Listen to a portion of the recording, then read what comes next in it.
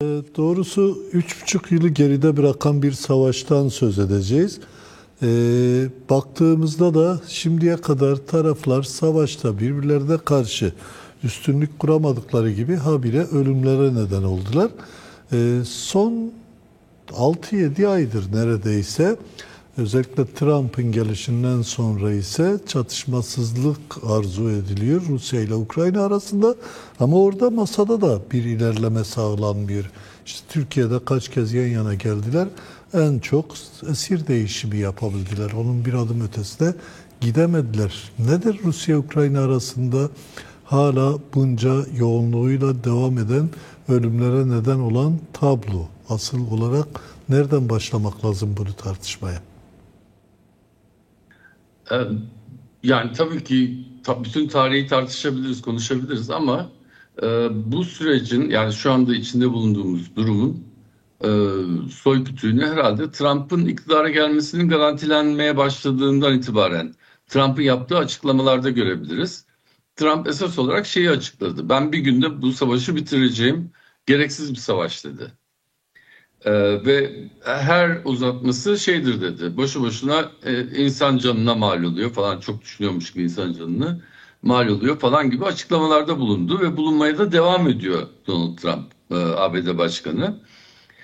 Tabii bir günde bitiremedi. Böyle bir şey olmadı. Olmamasının sebebi de şu. Şimdi her iki tarafta, Ukrayna'da, Rusya'da e, bu işin artık son düzlüğünde olduklarının farkındalar. Dolayısıyla Rusya şey yaptı, hemen görüşmek yerine biraz daha alan kazanayım, ondan sonra masaya oturayım şeyine girdi, durumuna girdi ve alan kazanmaya başladı. O sırada biliyorsunuz Zelenski şeye gitti, Nisan'da sanıyorum, Beyaz Saray'a gitti. Ve orada meşhur büyük azarlanma gösterisi oldu. Fakat o gösteri her ne kadar Zelenski'yi çok kötü duruma düşürmüş gibi gözükse de aslında e, ABD ile bir süre sonra bir anlaşma yapıldı. O anlaşma da şuydu. E, Değerli mineraller ve nadir ya da işte nadir mineraller ve değerli metaller, e, Anlaşması. değerli elementler karşılığında işletmesini ABD'ye vermeyi kabullenmek karşılığında Amerika'nın Ukrayna'ya silah ve diğer yardımlarının sürmesi konusunda bir anlaşma yapıldı. Şimdi bu anlaşma yapılınca bu sefer Ukrayna, zaten bu savaşı üstün teknolojiyle yürüten taraf Ukrayna. O olmasa, yani NATO'nun sağladığı, Avrupa Birliği ülkelerinin sağladığı, İngiltere'nin hakeza sağladığı yüksek teknoloji ürünü, silahlar olmasa Ukrayna'nın savaşı sürdürmesi imkansız. Rusya ise daha çok daha eski teknoloji ama insan gücüyle bunu sürdürüyor, ona dayanıyor. Şimdi bu durumda ne oldu? ABD'nin sağladığı yüksek teknolojili silahlar yeniden Ukrayna'ya gelmeye başladı. Ve nitekim dikkat ederseniz önemli eylemler oldu. Eylemler diyorum çünkü şey değil, hani savaş cephede olan işler değil. E, içeride, yani Rusya'nın içinde işte şeylerle, SİHA'larla üstlenerek gizli bir şekilde aylarca orada hazırlık yaparak ondan sonra Rusya'nın çok işlerinde, özellikle de olduğu bölgelerde, Sibirya'da vesaire, e, nükleer e, bomba taşıma kapasitesi olan büyük uçakların, bombardıman uçaklarının üstlerine bu SİHA'larla saldırılarda bulundular. Ve bu çok büyük bir skandaldı. Yani daha önce Kursk'ta bir operasyon yapmışlardı ve hala oradan çekilmediler tam olarak. Yani Rus topraklarına ilk kez Ukrayna girmişti. Bu ikincisi de işte büyük SİHA operasyonlarıyla içerideki askeri hedefleri vurmak. Zaten şeyi biliyoruz, daha önce de defalarca bu Kırım'la Rusya'yı birbirine bağlayan köprüyü defalarca sabote ettiler. İşte yine Kırım civarında üslü olan Rusya'nın Karadeniz donanmanın Karadeniz kanadını ya da Karadeniz donanmasını felç ettiler. Amiral gemisini bile vurmuşlardı daha önce. Dolayısıyla yani Ukrayna teknolojik imkanlarla savaşı tırmandırabilme kapasitesini artırdı ve böylece hedefleri vurmaya başladı. Rus hedeflerini vurmaya başladı. Öte yandan Rusya'da eyvah geliyor, ateşkes geliyor, gelmeden biz biraz alan kazanalım diye Evet. biraz ileriye gitmeye başladı, ilerletmeye başladı hedeflerini. Ama toplamda aslında Trump'ın iktidara geldiği andakinden daha farklı bir coğrafi durumla karşı karşıya değiliz. Bu Askeri bir durumla da karşı Trump'ın karşıya değiliz. Çünkü her ne kadar Ukrayna bu yüksek teknolojili saldırıları falan yapıyor olsa da Rusya bunlara çok ağır bombardımanla, yani füze atışlarıyla, Kiev'e özellikle çok ağır füze atışlarıyla karşılık veriyor ve çok büyük kayıplar verdiriyor Ukrayna'ya. Dolayısıyla yani bir stalamet durumu, yani iki tarafın aslında e, yapacağını yapmış bu savaşta ve daha fazla bir alan kazanması ya da kaybetmesinin söz konusu olmadığı bir durumla karşı karşıyayız uzun bir süredir. Trump evet. da bunun farkında ama Putin ve Zelenski de farkında. Dolayısıyla bu ateşkes geliyor. Öyle gözüküyor. Aslında Trump belki de iktidara geldikten sonra da zaman zaman da dillendirdi bunu. Ukrayna'yı bir şekliyle Avrupa'nın, Batı'nın Rusya üzerine sürdüğünü ileri sürerek Evet. anlamsız bir savaş tanımlaması yaptı. Hala o noktada mı? Çünkü Putin'le de bozuşmaya başladı. Putin'e beni dinlemiyor, verdiğim sürelere uymuyor. Oysa dostumdu, dinlerdi. Yani Trump'ı bir denge üzerinde tutturmak mümkün değil ama sonuç itibariyle söylemleriyle Rusya'nın yanında durur gibi de gösterdi. Şimdi o tabloda bir değişim var mı? Yani sanki Trump da artık Putin'in karşısında ve Ukrayna'nın yanında bir tutum takınıyor. Yok, bence öyle değil. Bence durum aslında başındaki gibi. Yani Trump Putin'le görüşmeyi çok istiyor. Bu ateşkesi yapmayı çok istiyor ve de Rusya'nın bu zamana kadar kazandığı toprakları ilhak etmesini e, kabullenmiş durumda aslında Trump. Bunun karşılığında da ABD'nin kazanımı olarak bu bahsettiğim değerli metaller ve nadir mineraller meselesi e, de Ukrayna ile de anlaşmayı yapmış durumda. Dolayısıyla bu savaşı bitirmek istiyor. Kendi alacağını almış, Trump da alacağını almış. Geride savaşacak bir durum kalmamış oluyor. Yani Biden'ın baktığı gibi işte Doğu ile Batı'nın savaşı olarak falan bakmıyor zaten Trump buraya. Ve bu bakışını da değiştirmiş değil bence. Ee, Ayrıca de yok. Yani Trump'la Putin arasında büyük bir ihtilaf yok. Sadece çok kızdım dedi, işte benim sözümü dinlemedi, ateşkes yapacaktı, yapmıyor, savaşa devam ediyor falan dedi. Ve süre vermişti. Süre bugün bitiyor biliyorsunuz. 8 Evet. Ağustos. O verdiği sürenin son günü ve e, dünden itibaren Batı basınında haberi çıkmaya başladı. Putin e, bir üçlü zirve istemiyor. Yani Zelenski, Trump, Putin zirvesi olmaz diyor. Böyle bir şey olmaz. Çünkü Direkt Zelenski'yi muhatap kabul etmiyoruz bu Trump'la bir aşamada diyor. görüşme istiyor Arap devletlerinde. Direkt Trump'la bir zirve yapalım diyor ve bu zirve için Trump da sinyalini verdi. Birleşik Arap Emirlikleri'nde olacak bu zirve dedi. Dolayısıyla önümüzdeki günlerde, hatta bugün bir Putin-Trump zirvesi, çünkü ABD'de hayat biraz geç başlıyor dünya saati sebebiyle. E, Bugün, yani ABD'ye göre bugün ilanını bekleyebiliriz. Bir Putin-Trump zirvesi Birleşik Arap Emirlikleri'nde bir tarih verilmesini bekleyebiliriz. Olmazsa yarın böyle bir şeyin olacağı kesin gibi gözüküyor. Tabii yanılabiliriz de, yani diplomasi bu, siyaset, uluslararası siyasette ne olacağı hiç belli olmaz. Ama bütün göstergeler bir Putin-Trump zirvesi olacağını gösteriyor. Ne olacak? Neden Putin istemiyor, Zelenski istemiyor burada? Putin diyor ki bizim esas sorunumuz, benim esas muhatabım ABD'dir diyor. Benim esas muhatabım Trump'tır diyor.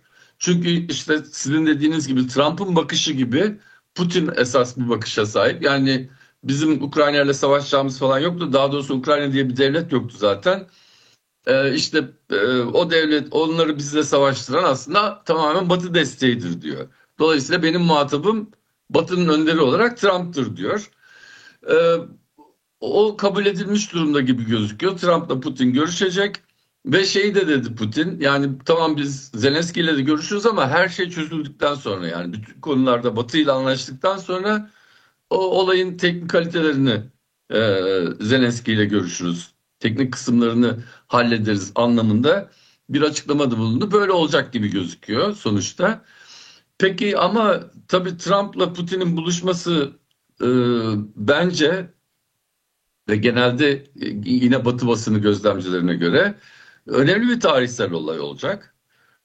İşte Putin'le bir Biden kısa bir görüşme yapmıştı ve hiç iyi değildi araları. Bütün Biden'ın şeyi boyunca, iktidarı boyunca. Uzun süredir Rusya devlet başkanlarıyla ABD devlet başkanının görüşmesi pek vaki değil. Dolayısıyla bu tarihi bir vaka olacak ve böyle bir tarihi fırsatta tek konuşulacak konunun Ukrayna olmayacağını da düşünebiliriz. Ee, Başka? Örneğin tabii ki ilk başta Orta Doğu meselesi, İran meselesi, İsrail vesaire, Suriye'den başlayarak biraz sonra konusuna gireceğiniz Kafkasya ve Zengezur Koridoru vesaire meseleleri de mutlaka konuşulacaktır. Tam Bu orada zirve demişken ben araya girip bu Zengezur'u da sorayım aslında. İran'dan da söz ettiniz. Madem Putin Trump yan evet, yana geldiğinde onlar da konuşulur diyorsunuz. Aslında Trump önemli bir adım attı. İşte sanırım yarın da Azerbaycan, Ermenistan ve ABD arasında da Zengezur koridorunun kontrolünün Amerika Birleşik Devletleri'ne 99 yıllığına kiralanmasının da sözleşmesi imzalanacak. Bu Türkiye yine açısından bugün da evet. risk ama Rusya ve İran açısından da önemli bir olgu. Yani bölgeyi, Kafkasya'yı kontrol edebilecek bir mekanizmayı orada oluşturma olasılığı da var.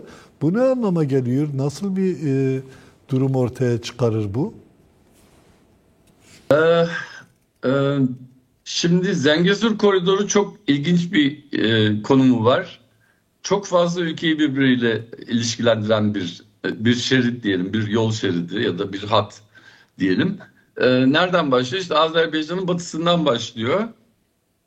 Kuzeyinde daha doğrusu aslında Ermenistan toprakları içinden geçen en güneyinden geçen bir koridor.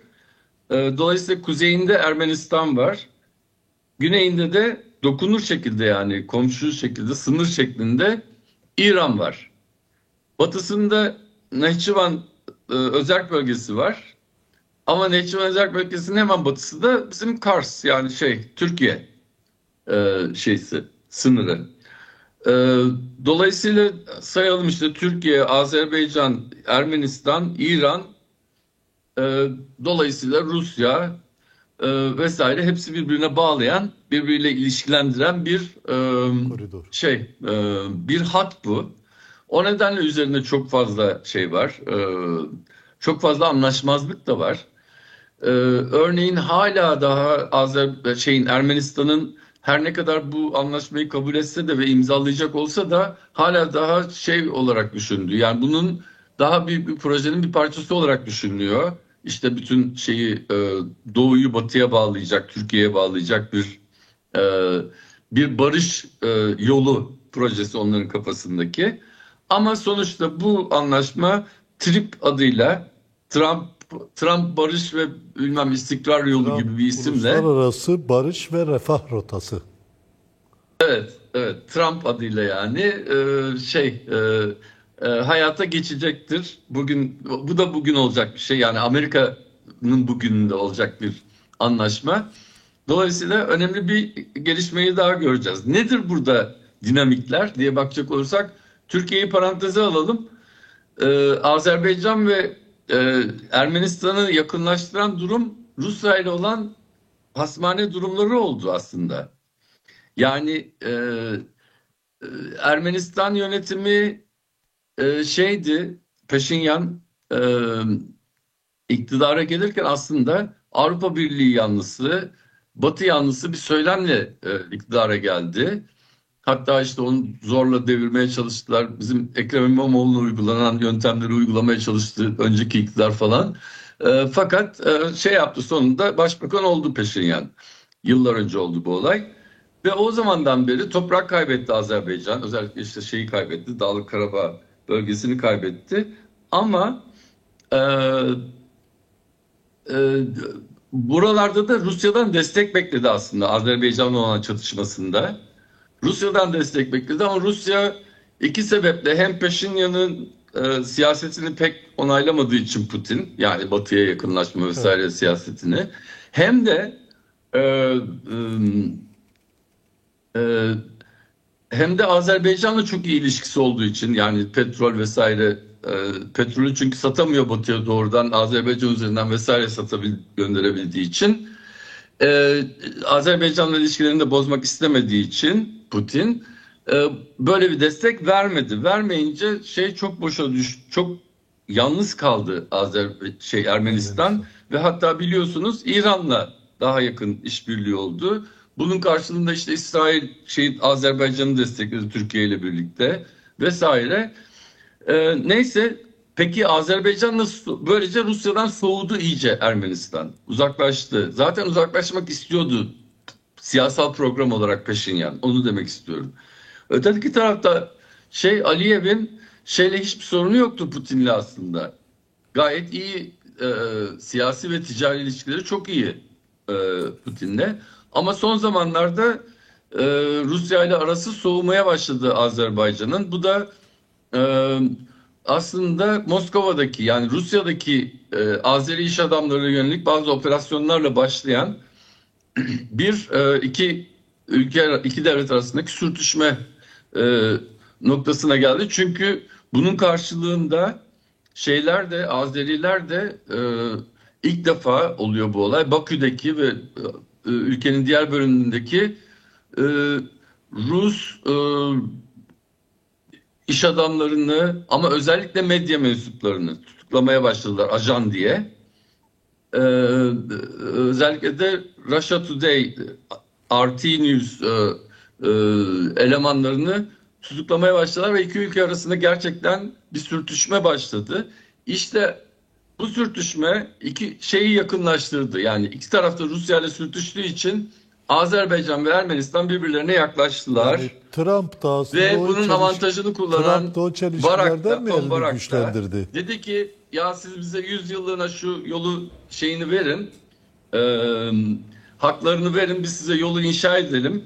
Tabii ki sizin müteahhitlerle, taşeronlarla, Türk müteahhitleriyle vesaire inşa edelim. Böylece e,